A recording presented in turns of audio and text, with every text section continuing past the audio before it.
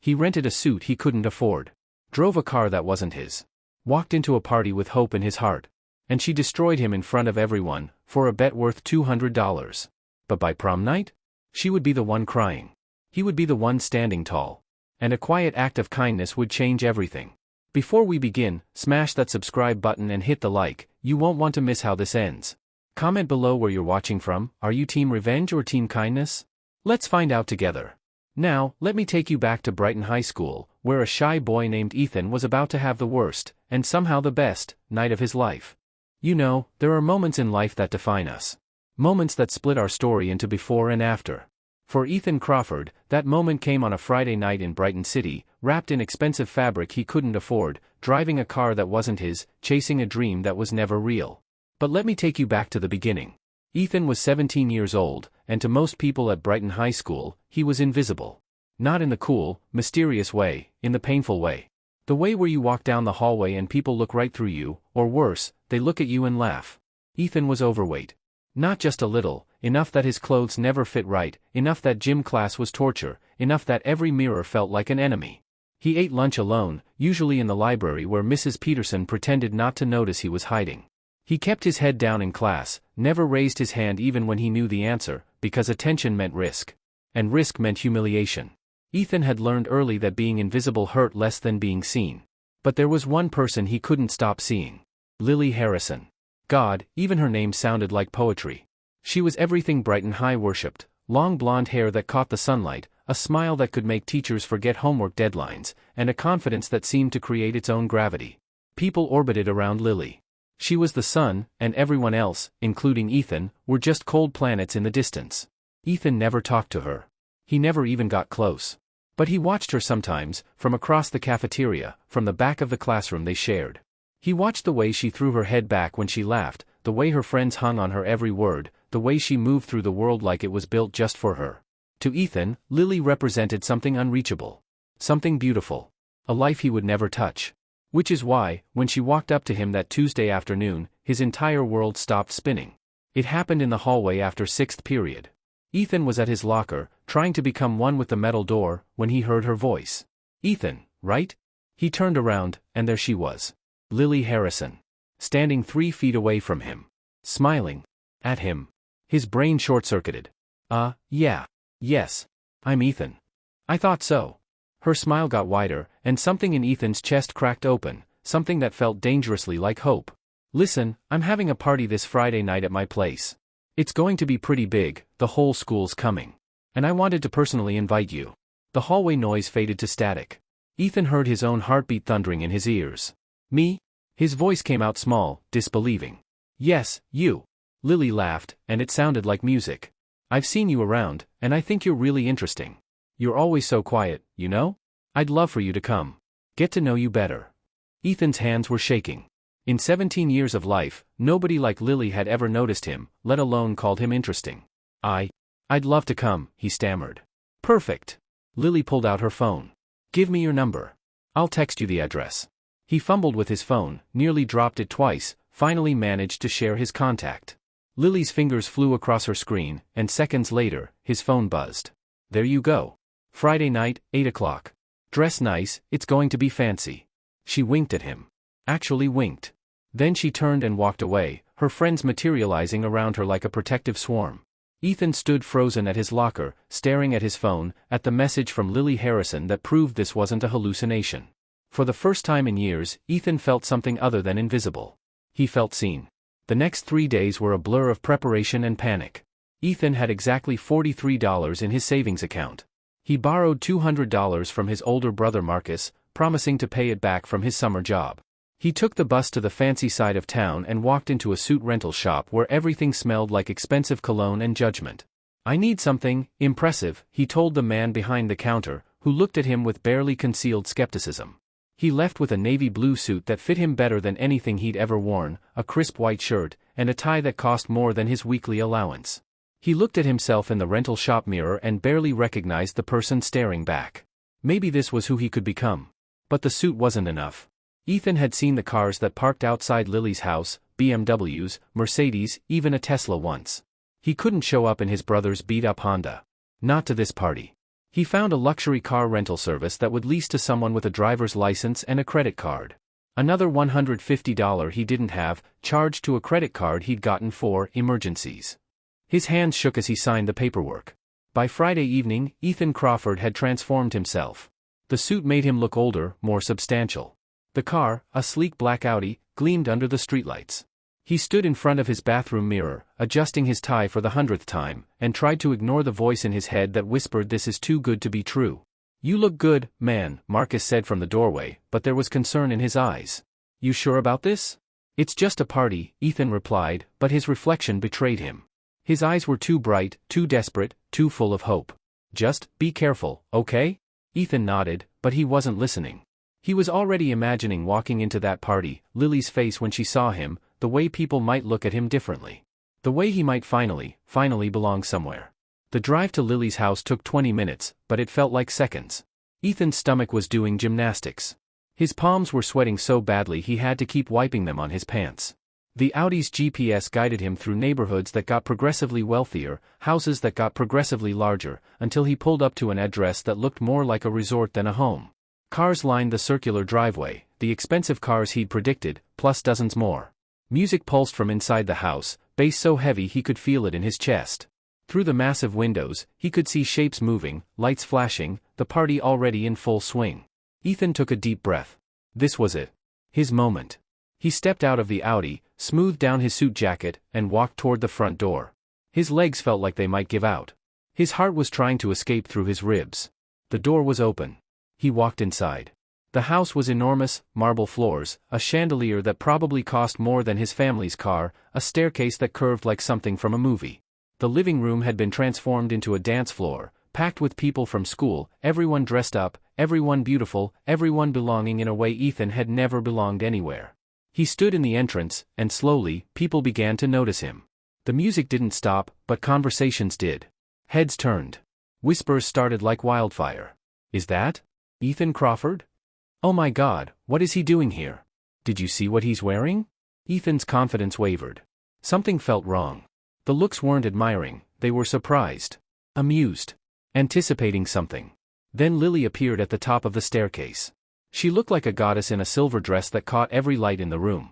Her smile was radiant as she descended the stairs, and for a moment, one beautiful, stupid moment, Ethan believed everything was going to be okay. "Ethan." Lily's voice cut through the music. "Everyone, Ethan's here." People gathered closer. Someone turned down the music. Phones came out, screens glowing in the dim light. Ethan's stomach dropped. "I'm so glad you came," Lily said, reaching the bottom of the stairs. But her smile had changed. It had sharp edges now. "You look so fancy. Did you rent that suit?" Nervous laughter rippled through the crowd. Yes," Ethan admitted, confusion flooding through him. "And that car outside, the Audi? That's not yours either, is it?" "I rented it. I wanted to make a good impression." His voice sounded small, childish. Lily's smile widened. She turned to address the room, her voice carrying to every corner. "You want to know why I invited Ethan here tonight?" She paused for dramatic effect. Dozens of phone cameras were recording now.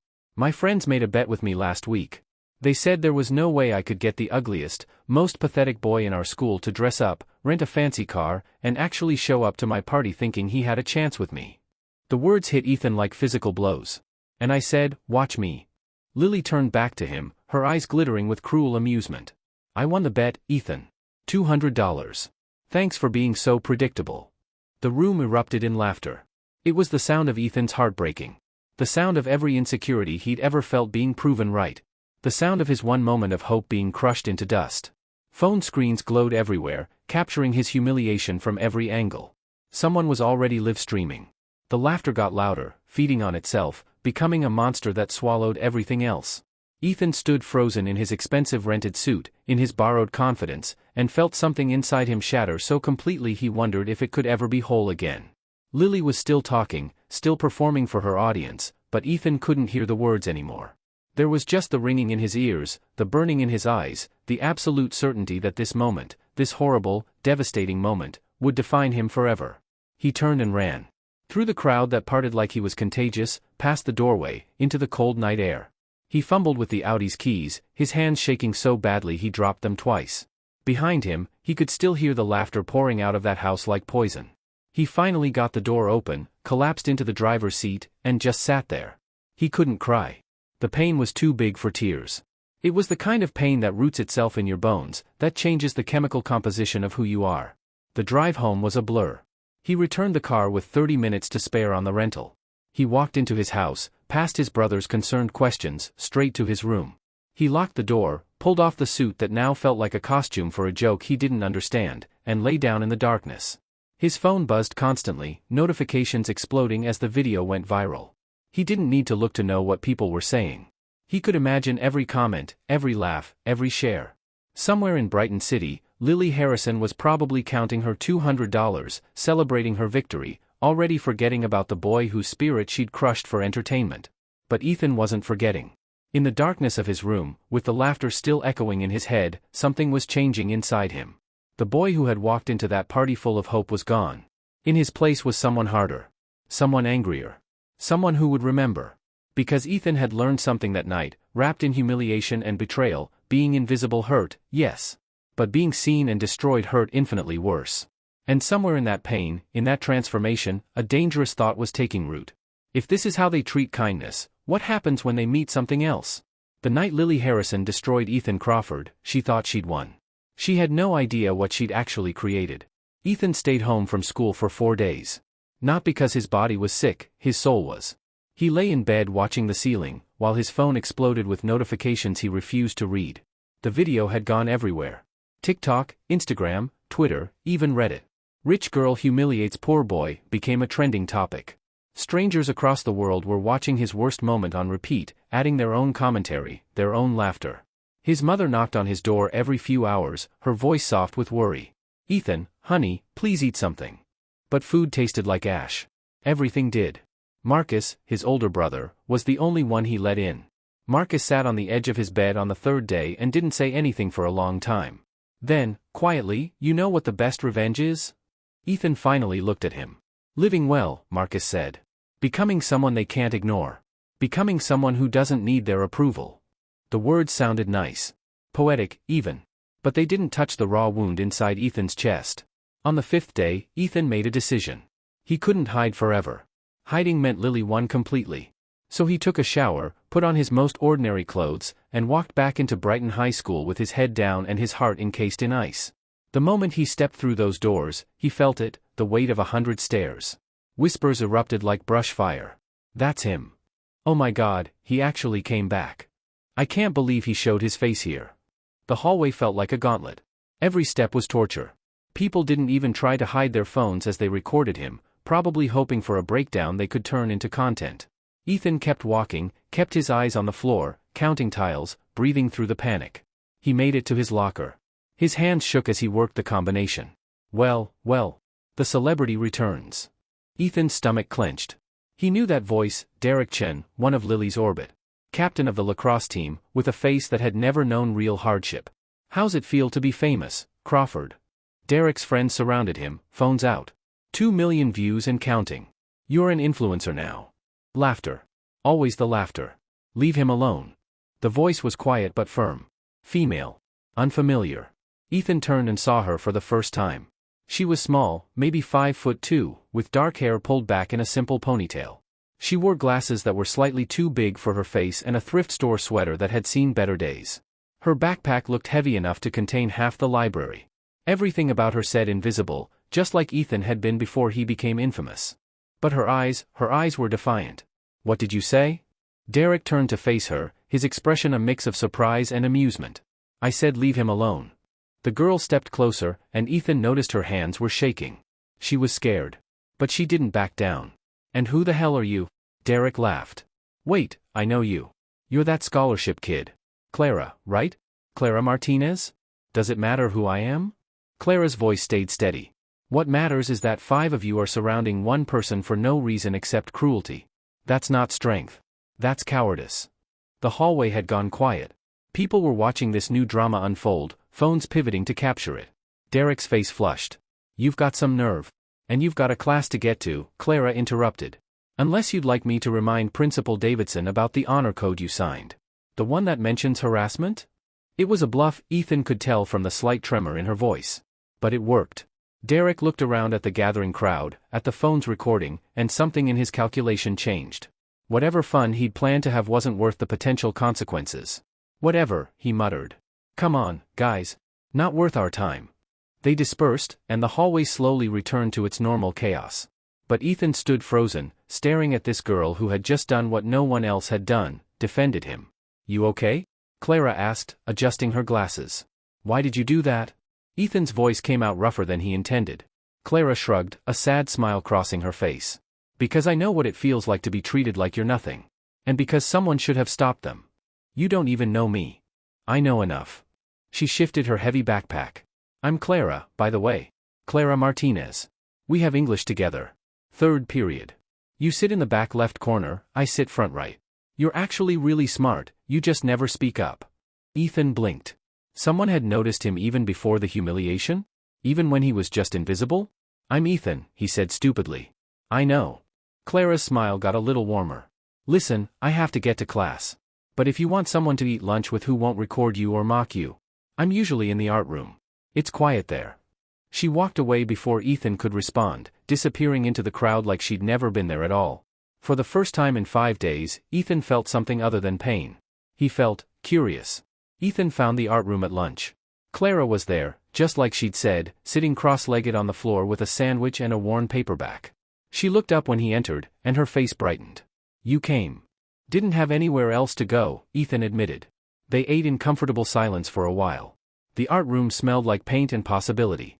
Student artwork covered the walls, some brilliant, some terrible, all honest. Can I ask you something? Ethan finally said. Sure.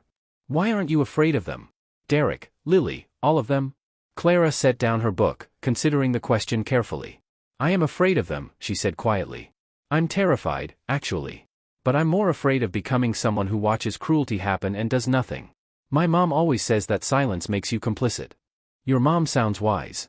Something flickered across Clara's face, pain, quickly hidden. She is. She works as a house cleaner. Actually, Clara hesitated. She works for the Harrison family. Lily's family. Ethan's head snapped up. Lily's family? Clara nodded, and now the pain in her expression was unmistakable. My mom has cleaned their mansion twice a week for 3 years. It's how I can afford to come here. Mrs. Harrison helped get me the scholarship. She's actually really kind. But Lily? Clara's jaw tightened. Lily treats my mom like furniture. Leaves messes for her to clean, never says thank you, sometimes says things that make my mom come home crying. I'm sorry, Ethan said, and he meant it. It's not your fault. Clara picked at her sandwich. My mom tells me to be grateful, that the scholarship is worth it. And it is. This school will get me into a good college, help me build a better life. But watching my mom be disrespected by someone my age, it makes me sick. They sat with that for a moment, two people bound by the casual cruelty of the same person. I want to destroy her, Ethan said suddenly. The words came out before he could stop them, raw and honest. Clara looked at him for a long moment. I know, she said finally. I saw your face when she humiliated you. I understand wanting revenge. You think I'm a bad person. No. Clara's voice was firm. I think you're hurt. There's a difference. But Ethan, revenge has a cost. Make sure you're willing to pay it. Over the next 2 weeks, Ethan and Clara became friends. Real friends, not the performative kind that Brighton High specialized in. They ate lunch together in the art room. They studied together in the library. Clara helped Ethan with English papers, he helped her with math homework. For the first time since the party, Ethan felt almost normal. The stares in the hallway still happened, the whispers still followed him, but Clara's presence made them bearable. And then one day, Clara came to lunch with red eyes and tear-stained cheeks. What happened? Ethan asked immediately. Clara shook her head, trying to compose herself. It's nothing. Just. Lily was at the house last night while my mom was cleaning. She spilled an entire bottle of nail polish on the white carpet in her room. Then she called my mom stupid for not cleaning it fast enough. My mom had to stay 2 extra hours, and Lily didn't even apologize. Just treated her like garbage. Anger, hot and sharp, flooded through Ethan. That's not nothing, Clara. I know. But what can I do? My mom needs that job. I need this scholarship. Tears spilled over despite Clara's attempts to stop them. I hate feeling so powerless. Ethan handed her a tissue, his mind racing. This wasn't just about him anymore. Lily's cruelty had spread far beyond one humiliating party.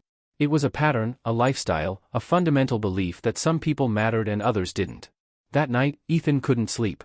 He lay in bed, thinking about Lily, about Clara, about his mother who worked 2 jobs, about Marcus who'd lent him money without judgment, about all the people who lived quietly while others like Lily walked through the world taking whatever they wanted. He picked up his phone and started scrolling through Instagram. Lily's profile was public, of course, 15,000 followers, carefully curated photos of her perfect life. Ethan scrolled through them, studying her. That's when he saw it. In the comments of her most recent photo, a mirror selfie with the caption, "Glowing sparkles," someone had commented, "Still waiting for Noah Chen to notice you," face with tears of joy. Lily had responded with 3 angry emojis and "He will." Noah Chen. Ethan sat up in bed, his heart suddenly pounding. Noah Chen was his cousin. His mother's sister's son. They'd grown up together before Noah's family moved to California 5 years ago. Noah had always been talented, musical, charismatic, the kind of person who seemed destined for something big. And destiny had delivered. Noah was now a rising indie artist with 500,000 followers, a record deal, and a single that had hit the Billboard charts. Ethan grabbed his laptop and started researching. He found dozens of posts, tweets, and comments from Lily expressing her obsession with Noah. Fan edits she'd made, concerts she'd tried to attend, DMs she'd publicly mentioned sending him. Noah Chen, unreachable, famous, perfect, was Lily Harrison's weakness. And Ethan? Ethan had Noah's phone number. The plan formed slowly, carefully, over the course of a week. Ethan created a fake Instagram account with Noah's photos, his aesthetic, his vibe. He made it look legitimate, not too many posts, the right kind of casual mystery that someone famous might maintain on a private account. Then he followed Lily. She accepted within minutes. Then he waited. Patience was part of the game. 3 days later, he sent her a DM. Noah_Chen_private, "Hey. I've seen you around my comments. You seem cool." The response came in under 30 seconds. Lily Harrison, "Oh my god. Is this really you?" Noah_Chen_private, "Yeah. I don't usually reach out, but something about your profile caught my attention. You seem different from most people." Ethan watched as those 3 dots appeared, disappeared, appeared again. He could practically feel Lily's desperation through the screen. "Lily Harrison, I can't believe you're messaging me. I'm literally your biggest fan. I've been to 3 of your concerts. Your music changed my life. Noah_Chen_private, that means a lot. Really. I love connecting with real fans, not just clout chasers. Tell me about yourself." And just like that, Lily started talking. And talking. And talking. Over the next few weeks, Ethan watched the most popular girl in school transform into someone desperate and vulnerable. She told Noah everything, her insecurities about her adoptive parents not loving her as much as their biological daughter, her fear that her popularity was shallow, her dreams of leaving Brighton and becoming someone important. She sent him photos, voice messages, long rambling paragraphs at 2 a.m. She became obsessed. And Ethan? Ethan watched it all with cold fascination. This was the girl who had crushed him for entertainment. Who had humiliated him in front of hundreds of people. Who treated Clara's mother like dirt. Now she was begging for attention from someone who didn't exist. Clara noticed the change in him. "You're planning something," she said one day at lunch. Ethan didn't deny it. "She needs to understand what it feels like. To hope for something and have it destroyed." "Ethan." Clara's voice was worried. "Just, don't lose yourself in this, okay? Don't become what she is." But Ethan was already too far gone. As prom approached, Lily's obsession with Noah reached a fever pitch. Through their messages, Ethan had carefully planted the idea that Noah might be coming to Brighton for a secret performance. That he might want to meet her. That she was special. "Lily Harrison, I would literally die if you came to my prom. That would be like, the most amazing thing ever. Noah_Chen_private, you know? I might be able to make that happen. I'm supposed to be in the area. But you'd have to keep it secret. I don't want a mob scene. Lily Harrison, oh my god yes. I won't tell anyone, I swear. This is going to be perfect." Lily immediately dumped her boyfriend, a decent guy named Marcus, different from Ethan's brother, who had worshipped her for 2 years. She started planning her prom entrance like it was a red carpet premiere. And then she did something unforgivable. Clara came to school one morning, her face pale and shocked. "My mom was arrested last night," she said, her voice hollow. "What?" Ethan's blood ran cold. "Mrs. Harrison's diamond necklace went missing. The one worth $50,000. Lily told her parents that she saw my mom looking at it, that my mom was the only one with access. The police came to our apartment. They searched everything. Tears streamed down Clara's face. My mom didn't take it. She would never. But they arrested her anyway. Ethan felt sick. This was beyond social cruelty. This was evil. We'll fix this, he promised, but he didn't know how. That night, Ethan did something reckless. He called his actual cousin Noah. Ethan? Dude, I haven't heard from you in forever. Noah's voice was warm, familiar. I need a favor, Ethan said. A weird one. He explained everything, the party, the humiliation, the catfishing, the upcoming prom, the stolen necklace. He expected Noah to be angry, to refuse. Instead, Noah was silent for a long moment. Then, she framed an innocent woman to look good for a fake account? That's sociopathic, man. I know. What do you need from me? Just your voice. A video message. 5 minutes of your time. I'll handle the rest. Noah laughed, but it wasn't a happy sound. Normally I'd say revenge is bad karma. But this girl sounds like she needs a reality check. Send me the script. Prom night arrived. Lily had stolen her mother's jewelry, not to wear, but to sell, to buy the perfect dress. She had framed Clara's mother. She had abandoned her friends, her boyfriend, everyone, for this one moment of imagined glory. She arrived at prom in a limousine, her dress a shimmering gold that probably cost thousands. She walked in like a queen, head held high, waiting for her prince. The entire school was there, dressed up, dancing, living their teenage movie moment. Ethan and Clara waited outside in the parking lot. Clara wore a simple blue dress from a thrift store, but she looked beautiful, genuinely beautiful, in a way that came from the inside out. You sure about this? Clara asked. She framed your mother, Ethan said quietly. She needs to face consequences. Inside, Lily was holding court, dropping hints about her surprise date, building anticipation. The DJ had been paid, with Ethan's instructions, to make an announcement. Ladies and gentlemen, we have a very special guest tonight. Please welcome, a rising music star. Noah Chen. The room erupted. Everyone knew who Noah Chen was. Phones came out immediately. And onto the prom floor walked, a random college student Ethan had paid $200 to wear a nice suit and walk through a door. The excitement turned to confusion. That wasn't Noah Chen. That wasn't anyone famous.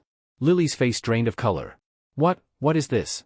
The large screen behind the DJ lit up. And there, in crisp HD, was the actual Noah Chen. Hey everyone, Noah said from the screen, his famous smile in place. I heard there's some confusion tonight. I want to be clear, I have never messaged Lily Harrison. I have never planned to come to Brighton High's prom. And I definitely never promised to be anyone's date. The room went deadly silent. Someone has been catfishing using my identity, Noah continued.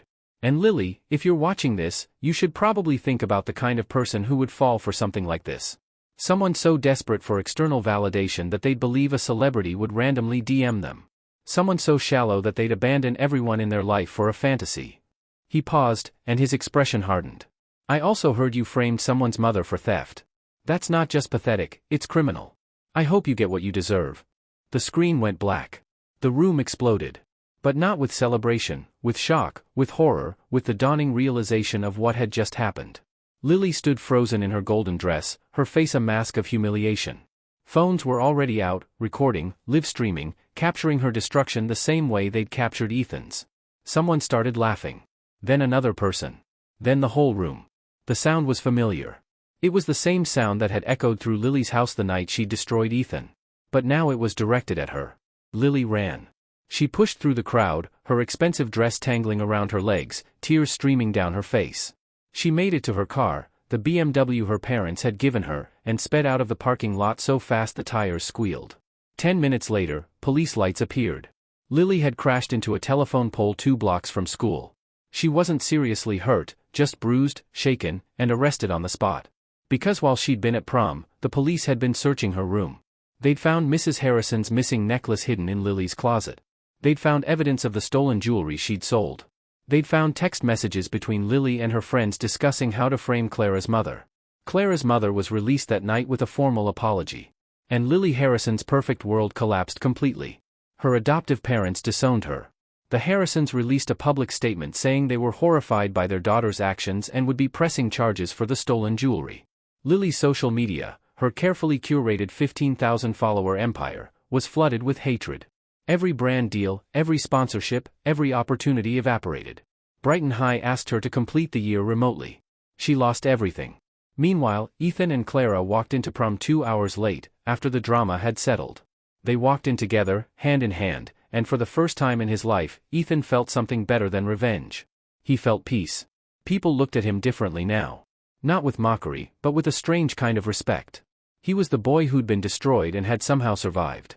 Who'd found friendship in unlikely places. Who'd helped expose someone truly cruel. Clara squeezed his hand. "How do you feel?"